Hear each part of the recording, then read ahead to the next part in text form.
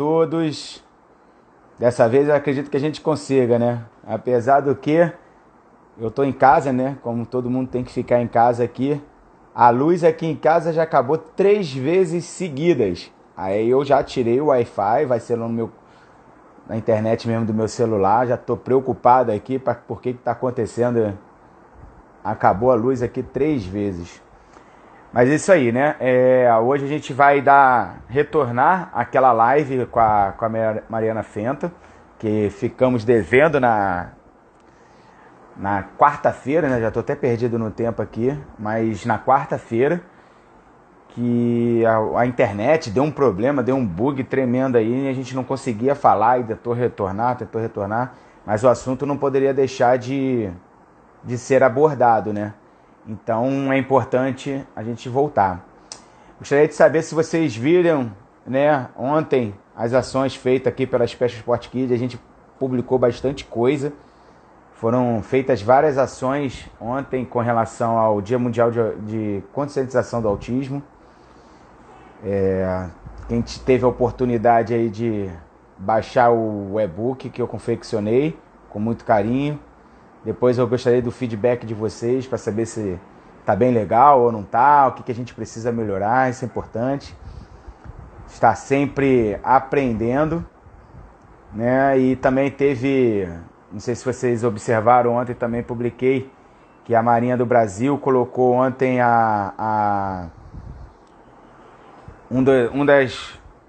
uma das organizações militares, do quartel dele, todo de azul. Isso é uma conquista muito grande. Para quem não sabe, eu fui oficial da Marinha. E nesse período aí eu trabalhei como chefe de equipe dos esportes aquáticos da Marinha e técnico das Forças Armadas, além de coordenar um projeto social que é incrível lá dentro, né? E na minha saída eu consegui fazer alguns trabalhos bem interessantes, que foi um dia de fuzileiro naval para pessoa com autismo. Aí tem agora também a Marinha do Brasil promovendo a inclusão social. E isso aí foi um feito aí bem legal que eu consegui, né, junto com o Grupo Mundo Azul. E esse ano eles botaram um monumento lá todo de azul em homenagem à Marinha. A Mari entrou aqui agora. Aceitar aqui. Deixa eu ver se ela vai receber aqui nosso convite aqui. Ela tá aguardando aqui. Só espera aparecer. Olha ela aí. Hoje vai. Desculpa. Hoje vai. Tudo bem? Tudo bem. Deixa eu só colocar aqui também os fones.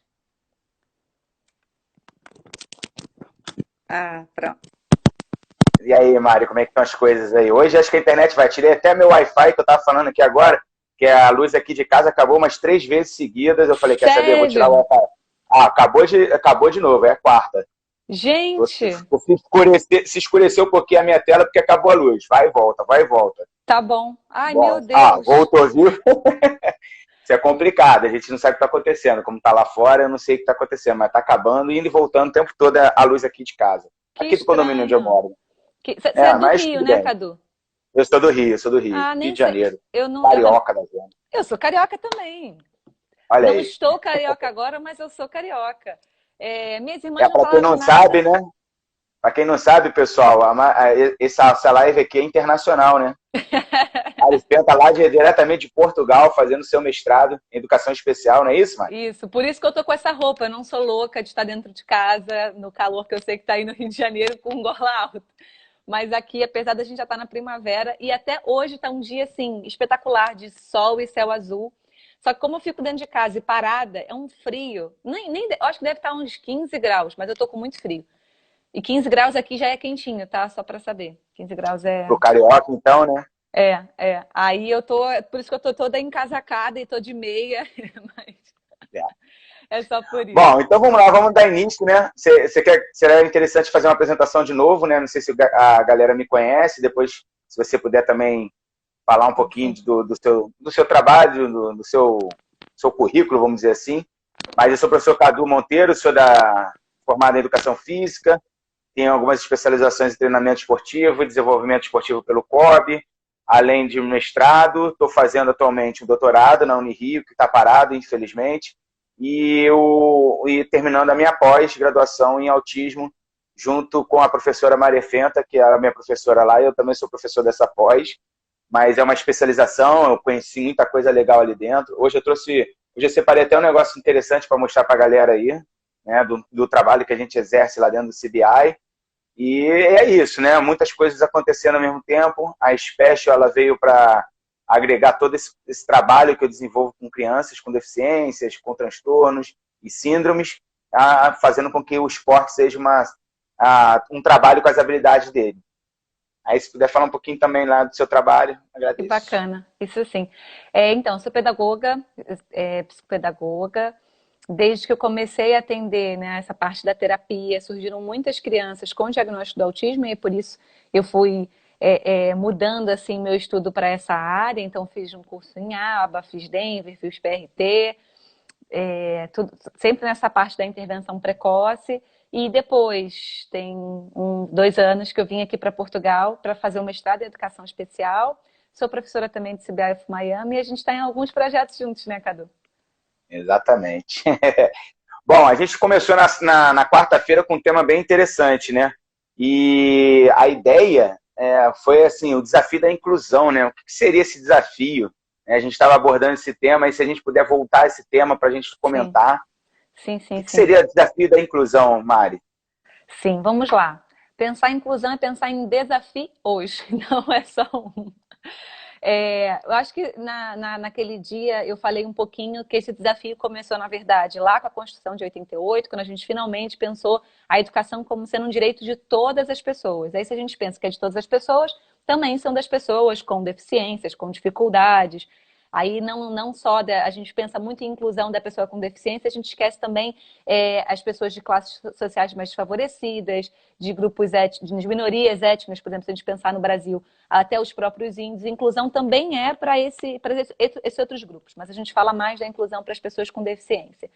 E então, a partir dessa Constituição, a gente teve muitos avanços, né? Legislações específicas aí para a educação especial, e aí com essas legislações, uma série de mudanças na própria escola. Então, a gente vê hoje no Brasil, mesmo a gente sabendo que cada escola é uma escola, né? Não é um Brasil, são Brasis, e aí cada estado, município, cidade, até o bairro tem iniciativas totalmente diferentes. Mas o que a gente sabe na escola pública hoje é que ela está mais ou menos estruturada para ter esse atendimento educacional especializado, que é esse AE, a sala de recursos multifuncionais, uma equipe multidisciplinar para cuidar desse aluno. Isso é o que está no papel, mas nem sempre que a gente encontra na prática. Então, como maior desafio, né, tirar um pouco a legislação do papel e passar para a prática, entender, eu acho que a escola tem que entender que a inclusão não é só a formação do professor ou mudanças de pequenas atitudes no dia a dia, é a formação da escola inteira, é um projeto da escola inteira, né? E o terceiro desafio aí não está mais no macro, né? Está em cada um. Cada um perceber o seu papel dentro dessa inclusão. Eu acho até que eu falei da questão da sociedade. A gente fala, a escola, inclusão é só da escola. Não, a inclusão também é social, está no nosso dia a dia. Se você cobrar que o professor, né, tem um olhar diferenciado para cada um dos seus alunos, mas você, enquanto cidadão, também não tem esse olhar, você está fazendo que esse processo da educação, não só da educação inclusiva, mas da inclusão como um todo, ele retroceda. Então, tem que mudar também a atitude, a formação, enfim, é muita coisa. É legal isso, porque ontem, pegando o gancho de ontem eu fiz uma live sozinho, né, falando um pouquinho da importância da atividade física para pessoas com autismo, e em comemoração ao Dia Mundial da Conscientização do Autismo, e no final eu botei meus 2 filhos, né, para falar aqui na live. E eu falei que assim, que a inclusão, ela não vem só isso mesmo que você falou, da escola tal, vem de dentro de casa, né? Tem que sair daqui da gente. A gente tem que botar dentro da nossa cachola, vamos dizer assim, que tem que partir da gente. E dentro do nosso berço explicar, conscientizar mesmo, né? O trabalho de conscientização para que a escola se torne mais fácil. Porque, bem da verdade, o que eu tenho visto, né, numa realidade, é que a escola onera a escola, porque fica mais caro, porque tem que colocar mais mediador, porque tem que fazer mais trabalho de capacitação, tem que melhorar as acessibilidades, aquelas questões todas da indústria. Mas isso é obrigação. Mas também é obrigação do pai é estudar, trabalhar, entender mais qual é a metodologia daquela escola, se realmente é compatível ou não para o seu filho, ou então mudar de escola para poder realmente conciliar. Acredito eu que tem que ter um bom senso dos dois lados para saber, essa escola não atende à demanda do meu filho, apesar de ser toda inclusiva, mas ela não atende àquela demanda específica. E isso são os desafios, realmente, né? Eu vi esse assunto, e voltando assim para a questão da educação física, e aí eu falo assim, a gente falou lá na live da Constituição de 88, né? Em relação à educação física, a gente né, vamos dizer, um jovem na profissão, porque nós temos regulamentado há 20 anos, né? 22 anos de regulamentação da educação física, e tudo bem que a gente já tem dentro da área da educação muito tempo, mas como regulamentação da profissão, a gente tem pouco tempo. E isso tudo vai com relação à Lei da Brasileira de Inclusão, ao Estatuto da Pessoa com Deficiência, que é preciso a gente entender o que é a nossa obrigação, nosso direito, quais são os nossos direitos e nossos deveres. Às vezes a gente foge um pouco da legislação, vamos para a batalha do dia a dia, esquece o que é direito, o que é dever dentro da escola, dentro dos pais, para poder realmente trabalhar de uma maneira inclusiva. E isso faz se tornar mais desafiante, né? Entender toda essa questão, esse ciclo, né, que a gente vive, né? Porque a gente acaba voltando na mesma coisa. Pô, não deu certo. E não deu certo. E fica batendo no murro ponto de faca. Perfeito. E teve uma pessoa que falou aqui, ó, acabou a luz de novo, escureceu, acaba a luz aqui em casa. Meu Deus. Aí teve uma pessoa que pensou, o mais difícil são adaptar os conteúdos.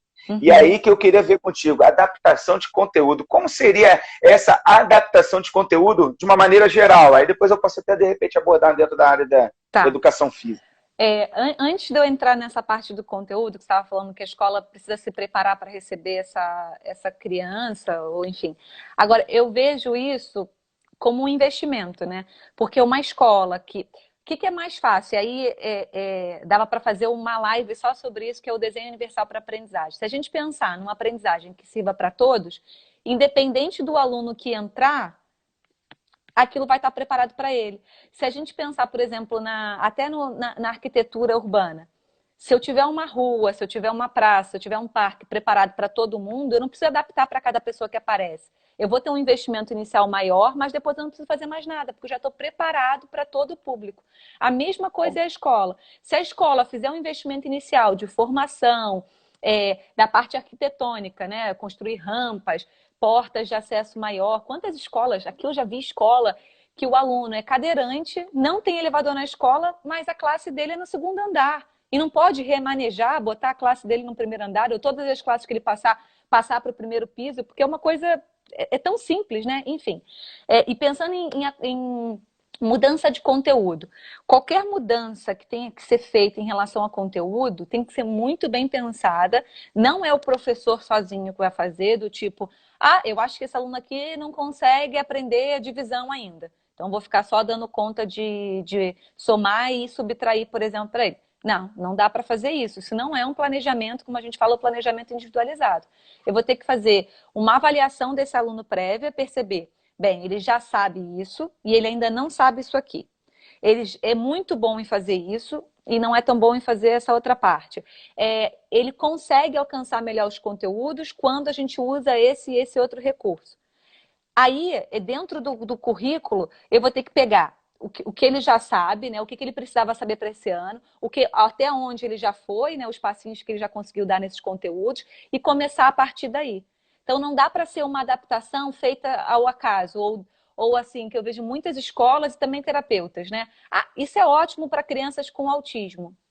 Aí compra lá todo aquele material. Mas se você não conhece os alunos que você tem aí no lado da terapia, as crianças que você está atendendo, de nada vai adiantar aquele material. Então, antes de pensar no recurso e no eu tenho que pensar no que aquela criança precisa para aquele momento. Aí sim eu penso em adaptação.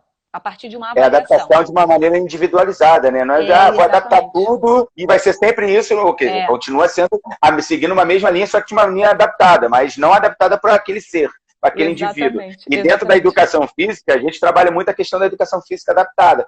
E nós adaptamos muitas as atividades de acordo com a necessidade do momento. Eu acho que nesse momento a gente consegue conciliar um pouco mais os conteúdos da educação física, uma maneira que a gente vá para a quadra, a gente estabelece alguns graus de dificuldades para cada indivíduo. Então, eu acredito nesse momento, dentro do conteúdo da educação física, a forma de adaptar, né, as atividades são mais favoráveis, porque todos vão conseguir passar para aquelas etapas, mesmo diminuindo o grau de dificuldade, ou então aumentando o grau de dificuldade. Isso vai ter o auxílio.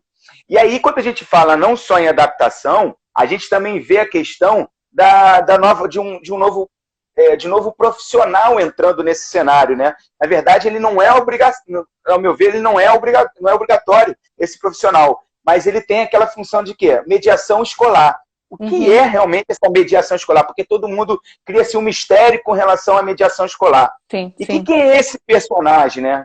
Qual é essa função? Ok. Antes disso, você falou uma coisa muito bacana.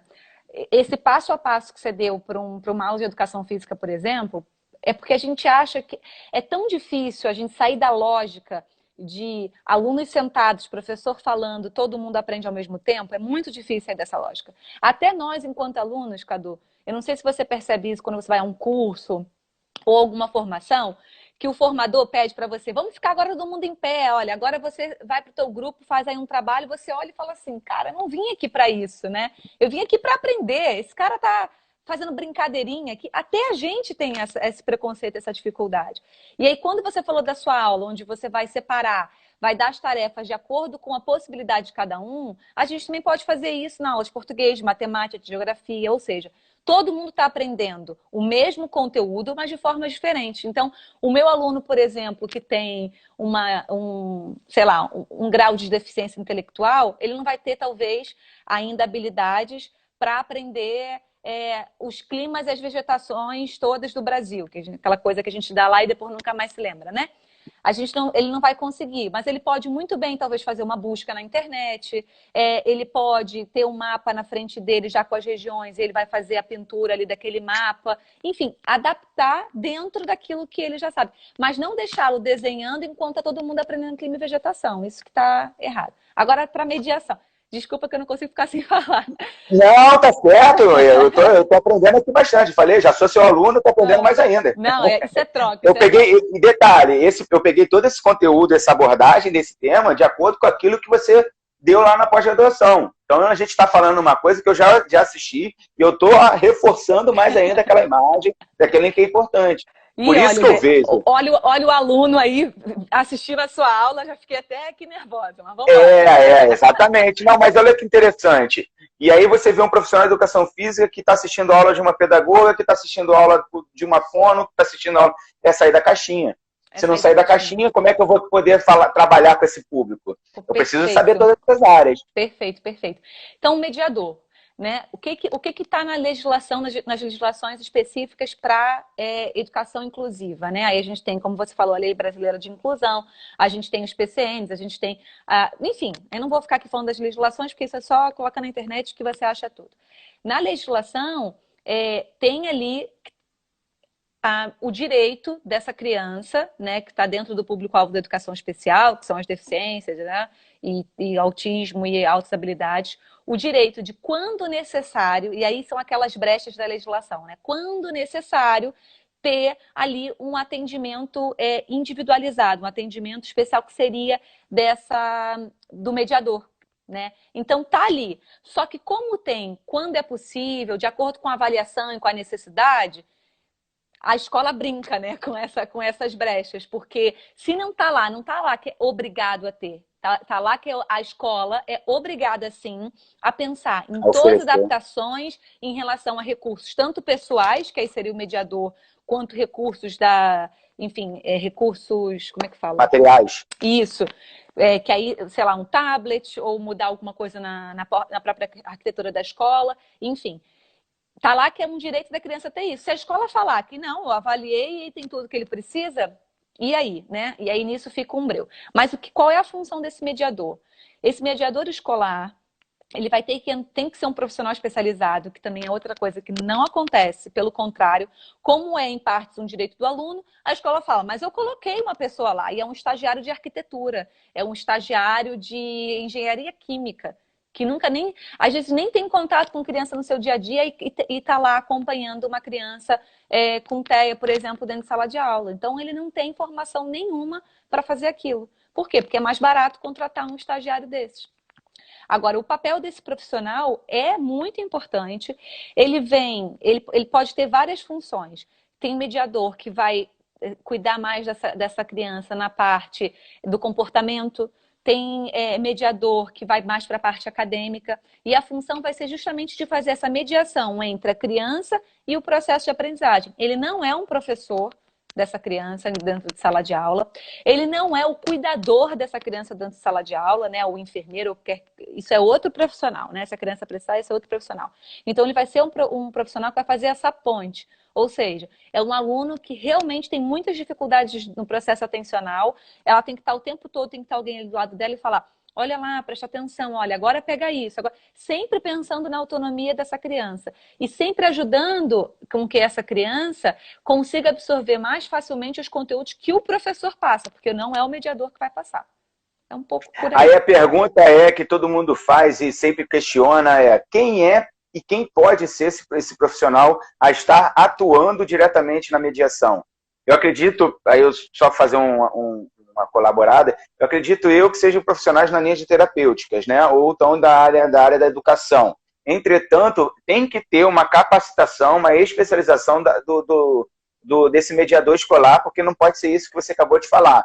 Um estagiário que não passou por uma fase de aprendizado, ou então não pode ser um engenheiro químico que nunca vivenciou, um enfermeiro que vai achar que é um cuidador. Eu acredito que seja uma capacitação e, ao meu ver, a longo prazo, isso vai se tornar uma área de graduação, né? Como já está sendo aqui estudada a questão da psicomotricidade. Posterior, eu vejo daqui bem agora mais curto prazo, que a psicomotricidade ela vai se tornar uma graduação, ou seja, não vai ser mais uma especialização, vai ser uma formação mesmo, né? Ali na formação primária, primeira formação eu sou o quê? Psicomotricista. Depois eu vou me especializar, se é na área de educação, se é na área de especialista. E esse mediador ainda não tem essa imagem, não tem essa figura. Quem são esses, quem são e quem pode e como fazem para ser mediador escolar? Como eu disse, assim, na legislação, então, não tem nada específico que fale. Esse profissional tem que ser essa pessoa. O que se espera a formação do mediador tem que ir ao encontro do que aquela criança precisa. Então, se é uma criança que a dificuldade maior está na parte comportamental, ninguém melhor do que um psicólogo ou uma pessoa, ou, por exemplo, um pedagogo, mas que tem especialização, por exemplo, em análise do comportamento aplicada ou em outras partes assim que tratem mais do comportamento, ele vai ajudar.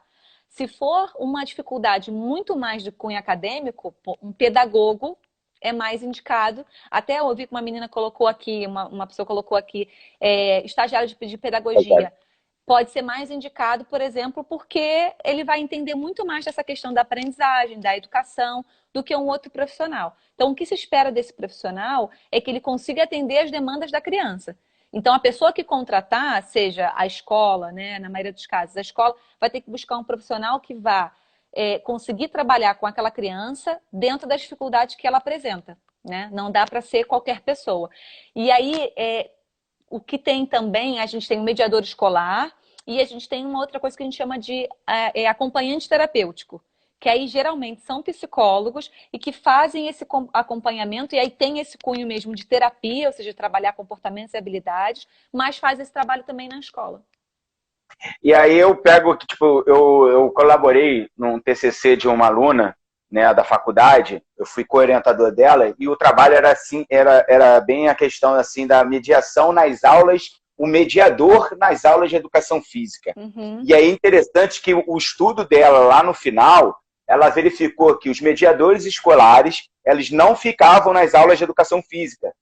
Que por não entender, o resultado final era assim, que a maioria das vezes, não há necessidade, porque é a aula de atividade recreativa. E não. E aí eu passei que assim, eu falei, houve um questionamento. Será que existe então, vai ter que existir então a figura do mediador dentro da escola para a educação física? Ou esse mediador que está à frente às atividades tem que entrar nessa seara também de todas as atividades para conhecer, porque senão você não é. O mediador nada mais é lá nos Estados Unidos como shadow, né? A sombra, é assim que eles são chamados. Então, como é que fica, né, a questão dessa mediação?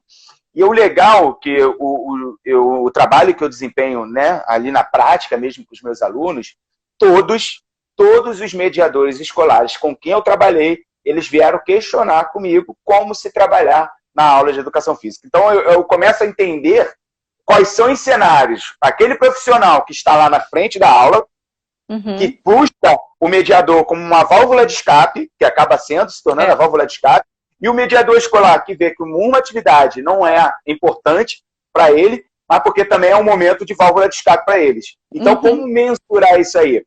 E aí o meu questionamento é, a atividade física dentro da escolar, a atividade física escolar, é tão importante quanto. Eu recebi relatos de profissionais mediadores que comigo falou o seguinte: Cadu, eu não aguento mais ser a goleira no futebol. Porque foi para frente de batalha, porque precisa ir para frente da batalha. Me ajuda. Então, nas minhas atividades lá, aí que eu falo, a atividade é adaptada, de personalizada, trabalhando em voltada para uma inclusão. Como seria isso? É ver os objetivos dessa criança. Por exemplo, eu trabalhei regras de futebol, eu e ele. Então, eu já falei para a professora, para a mediadora, estou trabalhando em regra de futebol aqui. Observe se ele está acompanhando essa regra. O outro aluno que eu trabalhei, o mediador falou assim, ó, Cadu, vai rolar as Olimpíadas Escolares. Eu preciso que ele participe também, porque ele não gosta do esporte. É um momento que ele foge. Então, no final das contas, eu acabei conseguindo o quê? Fazendo com que ele participasse pela primeira vez do Pique Bandeira na escola, porque eu trabalhei no Pique Bandeira comigo de forma individualizada, potencializei. Só que a ponte com o mediador foi fundamental para esse cenário. Então, tem que ter o equilíbrio. Aí eu pergunto, quais são a eficácia da implementação dessa atividade física dentro desse cenário? Para o mediador também atuar, né, no caso. O que acontece? A partir do momento que esse mediador é contratado para trabalhar com o aluno, vai ter que ser muito bem definido, porque senão o profissional se perde, né? E é fácil. Se você não sabe exatamente qual é a sua função ali, fica difícil você cumprir aqueles seus objetivos. Então tem que pensar, você está aqui para trabalhar que pontos com a criança? Qual é a tua função com essa criança? Quais são os seus objetivos com essa criança? E se for comportamental, ele vai estar em todas as áreas, não importa se é aula de educação física, se é aula de português, se é aula de matemática, não importa qual seja a aula, ele tem que estar presente com essa criança. Agora, tem mediador, por exemplo, que só está com a criança nos momentos do intervalo, porque o que ele precisa ser trabalhado é na parte da interação social. Ou não, como eu falei, a parte acadêmica. Então, ele está em todas as aulas. E educação física faz parte da grade acadêmica e curricular da escola. Se é extracurricular ou não, faz parte desse currículo e o mediador tem que estar ali. E você falou uma coisa que é imprescindível aí para qualquer trabalho, mas para o mediador principalmente, ou de forma mais fundamental, que é a parceria. Ele, como o nome já diz, né, mediador, ele está no meio, então ele vai estar sempre entre o aluno, né, como uma ponte mesmo, e o professor, seja de educação física, de química, de física, de geografia, mas fazendo essa ponte no sentido, olha, você falou uma coisa muito bacana, eu antecipei para ele o que eu ia trabalhar, o que eu precisava, o que era esperado dele na aula, para que nós dois juntos consigamos fazer com que ele desenvolva essas habilidades. O que não dá é para o mediador fazer tudo sozinho, ou para o professor fazer tudo sozinho e não comunicar, e aí só quem perde é esse aluno que não desenvolve o que ele precisava, né? O que é importante acontecer, imagina, todos os professores, aí quando a gente pensa Fundamental 2, né, que já são um professor para cada disciplina, mas antes disso é mais fácil, são menos professores, mas é sentar junto com esse mediador, ver dentro dos conteúdos desse mês, né? O que a gente acha que essa criança, até onde ela chegou e o que a gente vai precisar que ela desenvolva. Como? Isso que a gente está falando tudo aqui tem um nome, que é o plano de ensino individualizado para essa criança. E lá vai ter o papel do mediador. Lá vai ter o que ele vai ter que fazer. E ele tem que participar dessa reunião, porque ele está o tempo todo ali com a criança, então ele pode contribuir falando assim, já percebi que quando o professor usa mais vídeos na aula, por exemplo, poxa, ele fica mais motivado. Será que a gente consegue incluir mais isso? Olha, já percebi que quando a aula de educação física é futebol, ele vai lá e não consegue participar. Como é que a gente pode fazer, então, para mudar esse esquema? Ou seja, pensar sobre esse aluno mesmo, pensar, refletir, planejar de forma individualizada. E é legal também, e aí eu vou puxar a sardinha para o meu lado, em questão da educação física, que é fundamental. Já teve a questão de tentar tirar, né, a disciplina de educação física nas escolas. É uma briga tremenda. E aí eu estava lendo um artigo essa semana que tem uma relação muito grande das dificuldades. Eu não estou falando agora de crianças com transtorno de aprendizagem, com alguns transtornos comportamentais, ou então até mesmo que tem uma dificuldade de aprendizagem, e ela faz uma correlação com as suas habilidades motoras. Ou seja, aqueles que têm um déficit de aprendizagem motora, ela tem uma relação muito grande de dificuldade de aprendizagem. Então, se a gente trabalhar o corpo, né, aí a gente brinca, corpo sã, mente sã, o corpo também vai colaborar com essa criança a aumentar o nível de concentração, o nível de adaptação às novas demandas. Então, essa relação de atividade física com a aprendizagem nas outras áreas, vamos dizer assim, é fundamental. Por isso que é importante o profissional de educação física, e eu acho que atualmente a gente está conseguindo se posicionar mais à frente, né, das escolas, né? O profissional está se falando mais num conselho de classe, conversando bastante com os professores, se mostrando presente, e porque sabe da importância para esse indivíduo e sabe também, né? A brincadeira era sempre assim, o professor, festa junina, professor de educação física, faz a festa junina. Então, hoje não, hoje eles entendem que tem uma relação já comprovada, né? Eu falo isso de como eu vi um estudo já antigo, por sinal, é onde que eu estou querendo ver, a dificuldade de aprendizagem de uma criança com autismo, com a questão das habilidades motoras, com essas relações de como a gente pode avaliar esses níveis de aprendizagem para que realmente colabore com as suas atividades diárias, né? Seja ela em aprendizagem numa escola, seja ela no dia a dia, até mesmo ir no banheiro, levantar, ir para um lado e para o outro. Então, o quanto é importante executar esse trabalho dentro das escolas e manter realmente a posição do profissional de educação física à frente, para que realmente mostre a relevância do nosso trabalho perante ao aluno e perante as escolas. Assim, Cadu, perfeito, porque, como você falou, já está mais que comprovado e aprovado, enfim, 50 milhões de pesquisas em relação a isso, que um dos pré-requisitos para uma criança conseguir sentar e, né, ter aquela aprendizagem informal, que é sentar, é escrever, é olhar para o quadro e copiar, é escutar o professor e conseguir fazer uma anotação, um dos pré-requisitos é o controle do próprio corpo. Então, para mim, teria que ser, primeiro, né, obrigatório uma educação física de forma intencional, não é só brincadeirinha, mesmo intencional, trabalhar esse corpo de forma intencional. Desde a educação infantil, né, o pré-escolar, e depois, a partir daí, entra uma outra questão, que é uma necessidade dessa criança, e depois, mais tarde, desse adolescente, que é mexer esse corpo. Ele precisa, para mim, a educação física tem que ser todos os dias, porque a gente precisa alternar entre... Eu aqui em casa agora, então, que a gente fica o dia inteiro, passou 1 hora, 2 horas, eu levanto. Às vezes eu faço polichinelo, eu faço, sei lá, uma flexão, eu dou uns pulos, porque a gente precisa trabalhar esse corpo para ele entender, ok, como se assim, dei um descanso e agora eu volto para me concentrar. E quando a gente pensa, não só crianças, né, como você falou, com transtornos, mas às vezes com uma simples dificuldade de aprendizagem, é uma criança, geralmente, como a gente fala, desengonçada, é uma criança que derruba as coisas da mesa, não tem essa capacidade de orientação, as coisas são bagunçadas, você percebe que teve uma falha ali nesse esquema, no trabalho do esquema corporal, lateralidade, aí você sabe falar muito melhor do que eu sobre isso, e que, claro, vai desencadear numa dificuldade maior, porque se eu não sei trabalhar com esse meu corpo e controlar esse meu corpo a ponto de falar, ok, agora estou sentada, então tem que olhar para cá, tem que prestar atenção nisso, eu não vou conseguir aprender. Isso vai me atrapalhar na aprendizagem. É legal que nessas horas aqui, ó, acabou e voltou a luz. Se eu fico escuro é que acabou a luz. Mas é legal que acontece que assim, eu levei, né? Agora nesse confinamento a gente faz alguns exercícios para mandar para os pais, né? Para os pais fazerem essas atividades com os alunos em casa.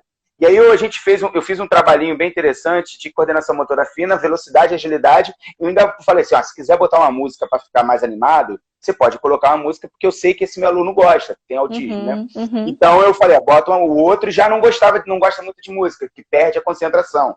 Que era correr ia com cálculos matemáticos, né? para trabalhar também a parte cognitiva dele, que era o quê? Ele tinha que fazer, tinha papéis, números, e esses Uhum. números ele tinha que pegar aleatoriamente, e a mãe falar, agora você vai ter que somar. Pegou o número 2 e pegou o número 4. Opa, tem 6. Então, você tem que ir até o cabide, né, o cabide de chão, aquele de chão, vai ter que botar os pregadores lá, um de cada vez, Ah, até fazer a soma. Então, ele tinha que pregar. Então, tem uma coordenação motora fina, tem a velocidade, agilidade para vir buscar. E a música, para poder ficar ali entretendo ele, porque ele é uma coisa que gostava, e para dar ritmo também, né? Então, olha só, num trabalhinho ali, que o mundo poderia estar fazendo junto com o professor de matemática, né? Então, como é que a gente pode fazer? E eu acho que hoje a gente está conseguindo chegar em relação às conversas entre as outras disciplinas para se debater mais sobre essa cadeia. Eu acredito, né? E assim que espero. E eu também penso da seguinte maneira, se a gente quer falar de inclusão lá do berço, né? Eu acho que todas as disciplinas, isso aí de repente é uma luta mais lá na frente, de que todas as disciplinas na graduação, ou seja, na faculdade, tenha uma matéria a falar sobre educação inclusiva, né? Uma disciplina, uma eletiva obrigatória ou não obrigatória na graduação, para quê? Para que todos os profissionais possam realmente entender a demanda de uma determinada pessoa com deficiência, né? Conhecer a arquitetura, fazer a questão da acessibilidade, o direito, as questões das leis, e o engenheiro, para poder, engenheiro químico, poxa, mas se você tiver um autista trabalhando com você, que é um autista funcional, com altas habilidades, que pode chegar a uma cadeira de profissão, mas ele não tem aquela questão social, e aí como é que você vai trabalhar? Então isso tem que estar dentro também da área de graduação. Isso aí é o sonho, né? É o desejo de todo Sim. profissionais que trabalham com educação inclusiva. E eu queria também não mudar o assunto, mas falando dentro desse assunto, a questão da tecnologia assistiva. Eu gostaria que Tá. você falasse um pouco mais do que são essas tecnologias assistivas, de que maneira a gente pode estar trabalhando isso nas nossas atividades. Tá bom. Eu só queria tocar em, como sempre, né? Não consigo. Tocar em dois pontos do que você falou.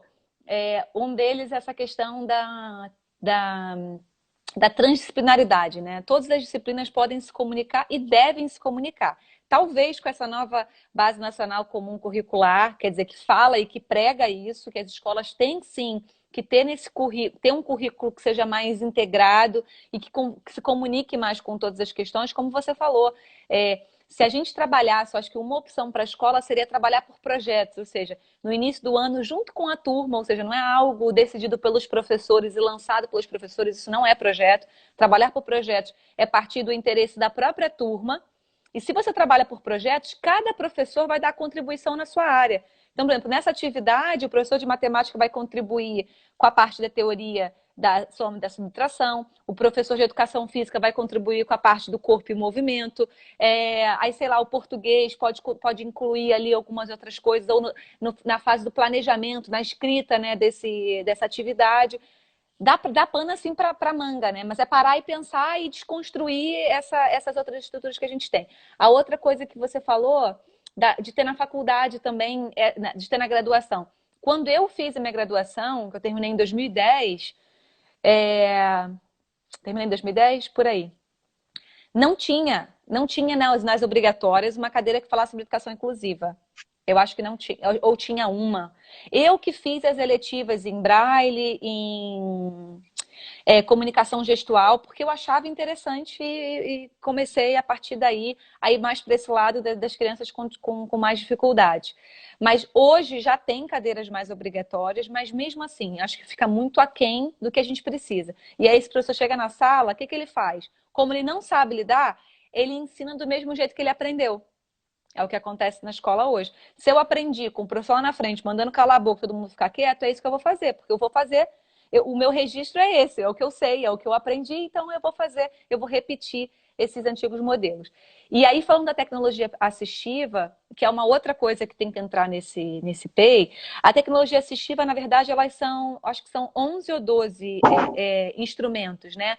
Ela vai desde da parte da locomoção dessa pessoa, ou seja, táxis adaptados, né, carros adaptados para levar essa pessoa de um lado para o outro, ônibus, trem, essa adaptação. A gente fala da adaptação da própria arquitetura urbana, como eu falei no início. Tudo isso é tecnologia assistiva, que a gente acha que são só tipo um tablet ou a comunicação alternativa e aumentativa, mas não, vai para além disso.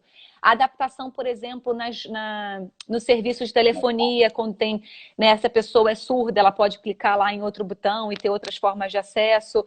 Roupa, eu já vi, tem algumas empresas que colocam na roupa, na etiqueta da roupa, a escrita em braille, para as pessoas cegas conseguirem saber o preço, o tecido e outras coisas. Nos próprios alimentos, hoje em dia, a gente já vê.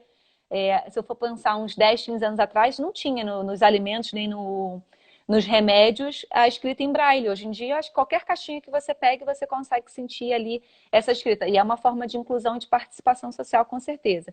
Então, vai nisso, vai também nas próteses, né? Ou seja, as pessoas que não têm a perna, não têm dedo, né? Isso também é tecnologia assistiva.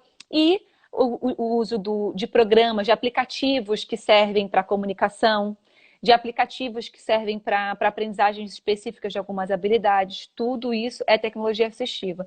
E ela tem um papel fundamental que é facilitar a inclusão, seja social, seja educativa, dessa pessoa com alguma deficiência, seja deficiência auditiva, deficiência visual, intelectual, seja o autismo.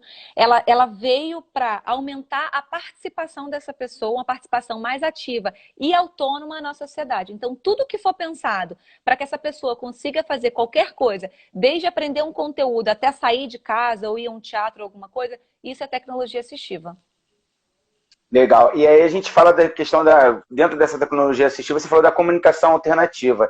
Essas comunicações alternativas dentro de sala de aula, como é que a gente pode estar abordando, como é que está sendo, né, utilizada aí para os demais aí no dia a dia? Até mesmo na hora da aula de educação física, como é que eu posso estar abordando, colaborando? Porque isso é o meu filho mais velho, quando chegou no primeiro dia de aula dele, ele já fez as línguas de sinais comigo. Ele chegou para mim, né, pai, olha só. Aí ele começou a fazer, oi, tudo bem? Eu sei que você falou isso. Ele olhou, mas você sabe, pai? Papai sabe. E aí, vamos falar? Ih, mas eu não sei tudo não, tal. Tem 10 anos, está aprendendo ainda. Mas interessante que já está sendo, já deveria ser, né? E ele já está vindo com essa proposta dentro de casa para mim, né? Meu próprio filho falando isso para mim. Mas acho que a gente tem algumas outras comunicações alternativas, como o PEX, né? Na hora da imagem. Então, o que a gente pode fazer dentro das aulas ali? Sim, vamos em relação lá. a essa Geralmente, essa comunicação aumentativa e alternativa, que pode ser o PEX, pode ser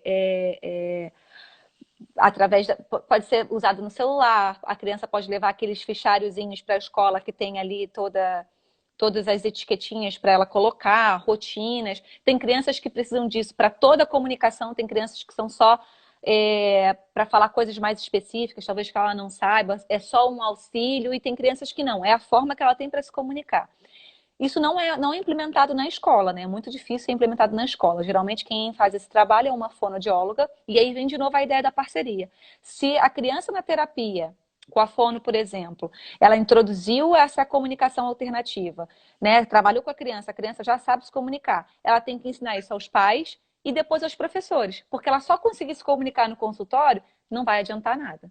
Se a criança leva aquele fichariozinho dela para a escola, já ia até pegar aqui, eu sou muito... Eu gosto com objeto. A criança leva aquele fichariozinho para a escola, o professor olha aquele bando de imagem e não sabe usar aquilo, vão acontecer duas coisas. O professor vai se frustrar e a criança vai se frustrar, porque ela viu que no consultório deu certo, ela conseguiu se comunicar, mas não adiantou nada para a escola, por exemplo. E ela pode até criar uma rejeição com essa comunicação que foi tão difícil, talvez, de introduzir, né? Então, tem que ter uma parceria aí desses profissionais para ensinar todo mundo da escola a usar aquela tecnologia, né, aquela forma de comunicação da criança, para que ela consiga se comunicar em todos os ambientes, porque essa é a função da comunicação. A nossa língua, por exemplo, quando a gente vai para um outro país, já fica mais difícil, a gente não domina a língua, a gente já não consegue se comunicar. A mesma coisa vai ser para essa criança. Se ela não conseguir, eu vou aumentar primeiro, talvez o isolamento dessa criança e depois os comportamentos disruptivos. Caraca, não é possível, ninguém está entendendo o que eu quero, eu vou gritar aqui, eu vou bater, eu vou empurrar, porque as pessoas não estão conseguindo compreender aquilo que eu quero. Então tem que ter uma parceria e isso tem que ser ensinado na escola. Isso que você falou do seu filho é lindíssimo. Por que não, né? Por que não as crianças não aprenderem essa forma também de comunicação? As crianças precisam saber que não existe só a língua A oral. falada para se comunicar. Existem várias outras formas. E aí tu falou um negócio interessante em relação de frustração, né? E eu acredito, eu vejo muito isso, a questão do profissional que está ali na frente da aula, realmente se frustrar de não ser ouvido, né? Na verdade, de repente, ele não está sendo ouvido, ele não está conseguindo interpretar. Porque muito da forma de como a gente trabalha é querer saber realmente se o aluno está recebendo o aprendizado. E aí, nesse momento, eu falo das fases da aprendizagem. Né? Quais são as fases das aprendizagens que eu falo? Como ele trabalha isso, de que maneira ele recebe o aprendizado. Ele é mais visual, ele é mais tátil, ele é mais auditivo. Qual é a forma de como ele vai ser abordado? Por exemplo, eu tive um aluno, né, que ele tem síndrome de Cri-du-Chat, é uma síndrome bem complexa, síndrome rara, e a comunicação é uma coisa que mais afeta o lado dele. E aí, nesse momento, eu tive um diálogo com os pais e um diálogo com a equipe dele, porque ele tem um grupo no WhatsApp, e eu vi que a comunicação era muito mais visual. Dentro dessa visualização, eu comecei a utilizar o quê? Comunicações alternativas. Por exemplo, eu fiz um deslocamento com ele de piscina, que eu precisava com que ele fizesse o deslocamento, né, de propulsão de pernas, que são a batida de pernas, sem ter que botar o pé no chão até um determinado ponto, por meios próprios. Mas eu utilizava imagens lá na frente, com cores, e eu ia falando com ele, quero que você pegue o azul, que ele já tinha institucionalizado isso nele, as cores que já estavam sendo trabalhadas com ele, e eu tinha que ir lá nele, fazer com que ele fosse lá buscar o material para mim, do maneiro que eu queria que ele utilizasse o movimento. Então, isso foi uma forma de comunicação. Outra coisa que eu utilizei também, que foi bem interessante, que eu chamo de feedback aumentado. Eu aumentei as informações, né, para esse aluno, ele adquirir aprendizado. Como foi? Foi visual, eu fiz o exercício, foi falado, eu falei o exercício, e tátil, eu fui conduzindo o exercício. Só que eu fiz um negócio mais elaborado. Eu utilizei tecnologia assistiva ao meu favor, que foi a imagem do celular. Eu filmei isso tudo. E a partir do momento que eu filmei, fiz todas as atividades que eu falei, visual, tátil, e depois, por fim, eu mostrei para ele. Olha aqui como é que você está. E aí ele parou sentadinho, ficou olhando, agora eu quero que você faça melhor. E ele foi, realmente, fez tudo direitinho, acertado, eu filmei. Aí você vê aí o tempo de execução do exercício, né?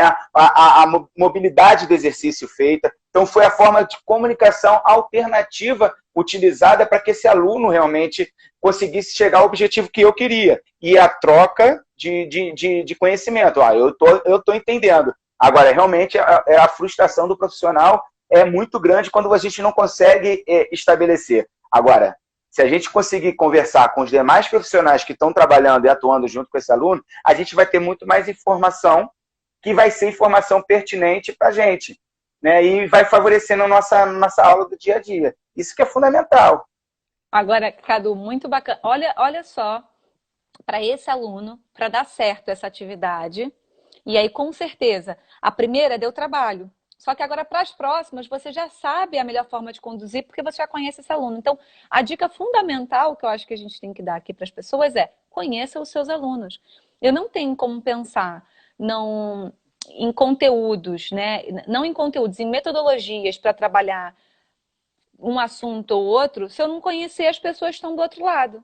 Né? Por exemplo, a gente aqui está fazendo essa live e a gente espera que tenham pais, terapeutas, professores, então a gente adequa. Se fosse para criança, a gente não teria que adequar o conteúdo da live? Se fosse para pessoas talvez mais velhas, ou pessoas talvez de outro país, que a gente não sabe qual é a vivência, qual é a experiência, a gente não adequa de acordo com o público, a mesma coisa tinha que acontecer na escola. Só que a gente não faz isso, né? Tem um livro que fala, enfim, de diferenciação pedagógica e tudo. E ela dá uma dica que eu acho, assim, fundamental, que é no início do ano os professores fazerem uma planta, assim, da sala de aula, né? E aí colocar o nome de cada aluno. E do lado de cada aluno colocar duas potencialidades que você vê naquele aluno e duas dificuldades. Às vezes não dá para fazer isso logo no primeiro dia de aula, só se você já vem acompanhando essa turma, mas assim, quando você tiver aquele quadro ali pronto, né, aquela plantinha ali prontinha, onde você vai ver as habilidades de todos os seus alunos e as dificuldades que ele tem, você consegue montar ali a tua metodologia de sala de aula. Já sabe que você vai ver que tem dificuldades, né, parecidas E a mesma coisa nas potencialidades. Então, eu posso pensar nos meus conteúdos em relação a isso. Já sei que é uma turma que aprende muito bem com vídeo, já sei que é uma turma que adora música, então eu vou incluir isso no meu planejamento. Já vi que é uma turma que tem muita dificuldade aqui em fazer prova, então já vou ter que trabalhar essa questão da avaliação. Agora, eu chegar, não conhecer a minha turma, não conhecer os meus alunos e achar que eu vou conseguir fazer com que todos aprendam, vai ser muito difícil. Agora, dá trabalho? Dá. Só que uma vez que você faça, é assim, é investimento, né? A primeira vez dá muito trabalho, vai demandar tempo, só que aquilo vai te economizar tempo lá na frente e vai ser bom para todo mundo. Para você, a sua aula vai ser mais fluida, os alunos vão aprender, esse é o objetivo do professor, é fazer com que os alunos aprendam. E eu acho que é bom para todo mundo, não tem como. É legal que você está falando aqui agora, é como se fosse adaptar, né? Variar seu material, né? Para poder descobrir. E tem que ter o quê? Uma questão mais como é que é? Superação, não vamos dizer essa palavra superação, não, fugiu aqui a palavra que eu ia falar. Mas aí entrou um profissional aqui, o Sérgio Trinchão. Ele é um cara que, para mim, eu vejo ele ali criando, ele tem a criatividade na hora de aguçar os seus materiais. Pô, é sensacional. Se você não tem aquele material ali ao seu redor disponível para você, mas você ter a disponibilidade pessoal de criar ou então fazer com que aquele ambiente se torne comunicativo. Olha, eu trabalho com... Eu tenho uma bolsa, né? Que eu chamo aquela bolsa do Gato Félix. Não acho que não é do teu tempo, mas do meu tempo. A bolsa do Gato Félix. Eu pego aquele meu material e o material são sempre os mesmos. Mas a criatividade que eu introduzo dentro desse material é que faz ele se tornar diferente. E também fazer com que o aluno possa dar a criatividade. E o Sérgio é um cara que, para mim, ele é sensacional nesse trabalho de criação de material, de elaboração, atividades recreativas. Também entrou depois aí também a Renata, que é uma referência para mim, né? A gente já teve uma live junto, que também conhece tudo dessa área de adaptada e de inclusão. Então, são pessoas que a gente tem que refazer a referência aqui, porque trazem uma realidade muito bacana e coisas interessantes. Então, adaptar e criatividade dentro de um objetivo, que você não é só assim, vou inventar hoje porque tem aula da Páscoa, eu vou criar isso. Não, isso aí tem que ser uma coisa notória no seu dia a dia. Sim. Planejada ali para saber o que realmente o aluno precisa, quais são as adaptações de materiais que eles vão fazer para que essa comunicação se torne eficiente, né? Senão não adianta só criar por criar, só para dizer e tirar uma foto, postar, olha que maneiro que eu fiz, eu deixei de fazer. É exatamente isso. E a mesma coisa, né, voltando aqui para a questão da inclusão. Eu não posso transformar aquele meu aluno, eu vou falar aluno de inclusão, mas eu não gosto disso porque é aluno, né? Se a escola é para todos, aquele ali é mais um aluno, que tem dificuldades, assim como aquele outro também tem, e assim como aquele outro também tem. Okay. Eu não caibo nessa tela, tá? Eu sou muito expansiva, olha aí o corpo. Eu também, para falando. Eu sou muito expansiva, eu tenho que botar a câmera lá atrás. Eu não sei se você sentiu isso nas minhas aulas de CBI, mas às vezes eu termino a aula e falo assim, gente, o aluno vai achar que eu queria bater nele, porque eu chego perto, eu falo, eu não consigo. Enfim, então, ou seja, pensar, já perdi até o fio da meada. O aluno, não aluno inclusivo, mas sim o aluno, né? Aluno como todo, né? Não só que aluno inclusivo, não existe essa questão do aluno inclusivo para você, e sim o aluno como todo. Sim, então pensar que se eu pegar a minha aula, pensar na minha aula, né, que ela seja criativa o suficiente e que acolha os interesses de todos os meus alunos, e aí eu tenho que conhecer todos esses meus alunos, nem tem mais assim o que falar. Porque é isso, é você pensar. Agora, dá muito trabalho fazer isso. Porque requer parar, pensar, planejar. E mais do que planejar, você falou uma outra coisa que é ter a carta na manga. Porque eu posso chegar... Quem é professor já passa por isso. Passou a noite inteira, pensou naquela aula, no passo a passo. Ficou todo empolgado, chegou lá, que não surtiu efeito nenhum para os alunos. E aí a gente tem que ter aquela capacidade de resiliência, respirar fundo, tirar uma carta da manga e pensar em outra coisa. Não vai adiantar fechar a cara e falar que a culpa foi dos alunos, né, que não conseguiram não conseguiram alcançar aquela proposta. Eu falo muito, né, nos cursos, nas palestras que eu dou, que você precisa ter o plano de aula, né? O plano de aula A, B, C, D, E, FG, até chegar ao necessário realmente, porque você cria um plano de aula, mas você tem que ter as alternativas desse plano, vai que esse aluno nesse dia não tá com a resposta positiva daquilo, você já tem que ter um plano B na manga para poder realmente chegar ao objetivo final, que é nadar, fazer o ato de nadar, né, o deslocamento, no caso aqui da educação física, na natação. Mas aí você tem que criar planos dentro de uma única aula, às vezes a gente tem 2 ou 3 planos de aulas como alternativa para aquele objetivo que você vai cumprir. Mas, além disso tudo, do professor, tal, existe uma maneira mais importante que além só de querer criar, tá? É estudar, né? Porque, como diz mesmo a Renata Rodrigues, ela fala, conhecimento é poder.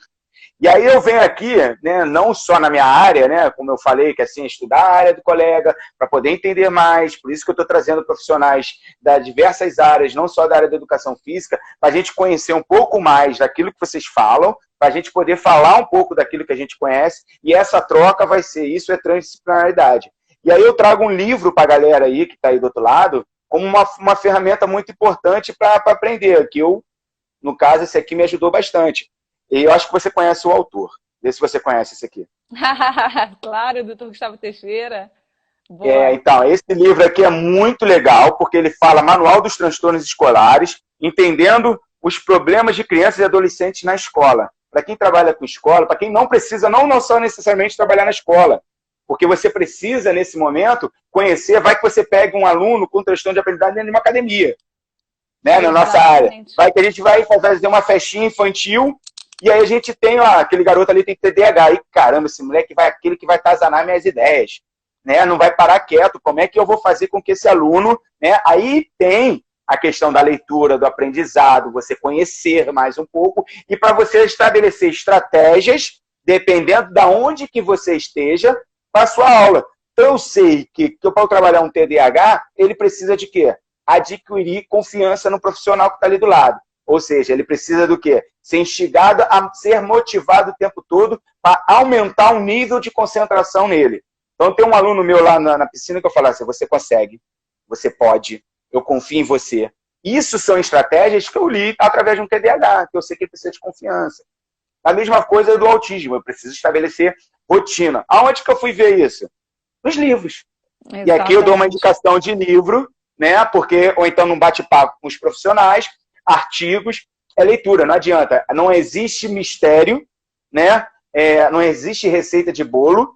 Não. Infelizmente, se eu pudesse dar uma receita de bolo para todo mundo, eu daria. Mas eu não tenho essa receita de bolo. Existe assim. Mas aí, Cadu, a gente não cresce com receitas, a gente não cresce. Não cresce, eu acho exatamente. Que qualquer criança que chegue na nossa escola, que faça com que a gente fique incomodado, porque a diferença incomoda, né? Ai, falou diferente. Tem uma opinião que não é a minha. Isso faz com que a gente cresça, porque se todo mundo pensa igual, nada muda, né? Todo mundo pensa igual, você concorda comigo, o outro concorda, todo mundo tem a mesma opinião, vocês só andam ali naquele mesmo círculo. Quando vem um e mostra uma coisa diferente, ou mostra, olha, com essa forma de dar aula aí eu não vou aprender. Olha, com essas barreiras arquitetônicas eu não vou conseguir entrar. E faz com que todo mundo pense, você falou uma coisa para mim que eu falei muito nas aulas, que é balançar as estruturas. Fazer com que as estruturas sejam balançadas, isso é criar novas estruturas. E isso é bom para todo mundo. Um professor que começa a pensar fora da caixinha, que vai buscar um curso para ser melhor para os seus alunos, um diretor que vê uma outra formação para os seus professores, né? Isso é bom para todo mundo, percebe? Ou seja, um aluno que é de inclusão, entre aspas, né? Ele só vai fazer com que a escola cresça, os profissionais cresçam, as crianças cresçam, porque precisam sim conviver com a diferença, com o diferente, porque todos nós somos diferentes. Então, a inclusão vale a pena, na minha opinião. A inclusão é ótima para fazer com que a gente saia da nossa zona de conforto. Porque é isso que acontece. E aí, só para finalizar aqui também, tem a questão porque não tem acessibilidade. Existe um termo que eu utilizo bastante, que é acessibilidade positiva. O que é acessibilidade positiva? Você ir até a pessoa e buscar o que ela precisa. Você quer fazer aquela aula porque não consegue chegar lá? Mas você se incomodaria se eu fizesse, te pegasse no colo, te levasse, dependendo se for um cadeirante? Como eu posso ser proativo, né? Ter a iniciativa de para fazer com que esse aluno tenha, do início ao fim, seu aprendizado. que não tem nenhum tipo de barreira, seja ela arquitetônica, mas se você tem uma acessibilidade positiva que vem do indivíduo, você vai conseguir atingir esse aluno também. Então, eu acho que a gente chegou num negócio bem interessante. Eu estou perdido aqui no tempo. E eu queria ver com você o que você poderia falar aí dos trabalhos, né, que a gente tem aí desempenhando. Aqui está dizendo que vai acabar 13 segundos. Vai acabar sozinho? Você acaba sozinho Vai, mesmo? ele derruba, só pode 1 hora.